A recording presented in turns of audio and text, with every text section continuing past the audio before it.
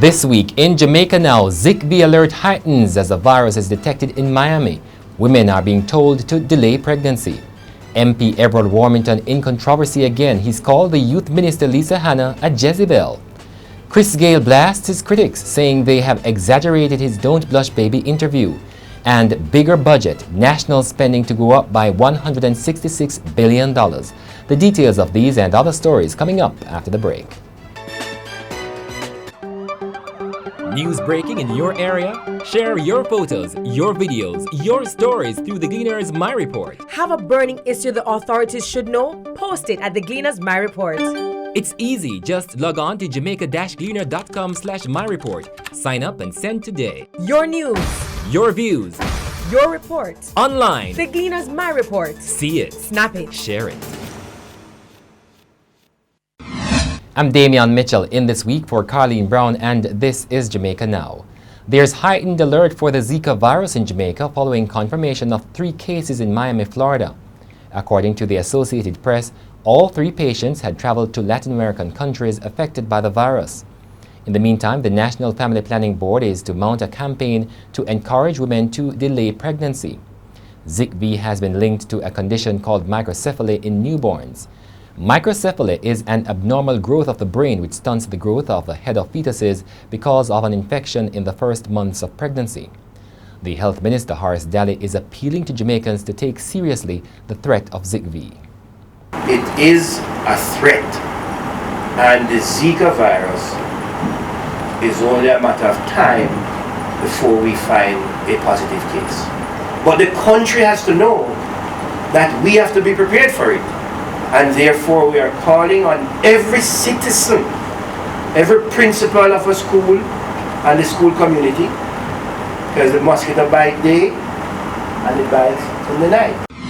The St. Catherine Southwest MP Everett Warmington was at the center of controversy this week after he called the Youth Minister Lisa Hanna a jezebel. A jezebel is interpreted to mean a wicked and conniving woman. Ms. Hanna later took to social media blasting Mr. Warmington, while 2 PNP groups launched a petition for him to be suspended from the parliament. In the meantime, the Jamaica Labour Party says it first has to investigate the matter before commenting or taking any action against Mr. Warmington. Cricketer Gayle blew up social media timelines this week after he launched a tirade at his critics, who he said failed to come to his rescue in the backlash of his Don't Blush Baby comment. Gayle made the comment to a female TV reporter during a live interview in Australia. In a post on Instagram, Gayle thanked who he called the real people who stood by him against the media.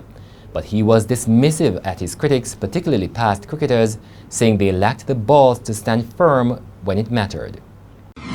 The government has tabled a revised budget in the parliament which will see an additional $166.8 billion than originally planned. The buyback of Jamaica's Petrocarib debt is chiefly responsible for the increase in the national budget.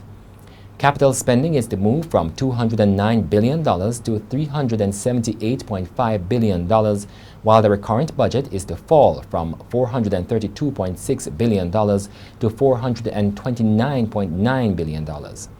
The proposed changes are to be debated in the House next week.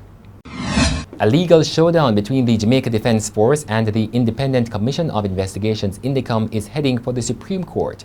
INDECOM has obtained a warrant to search the JDF's Upper Camp headquarters for mortars and information related to their use during the 2010 police military operations in Tivoli Gardens.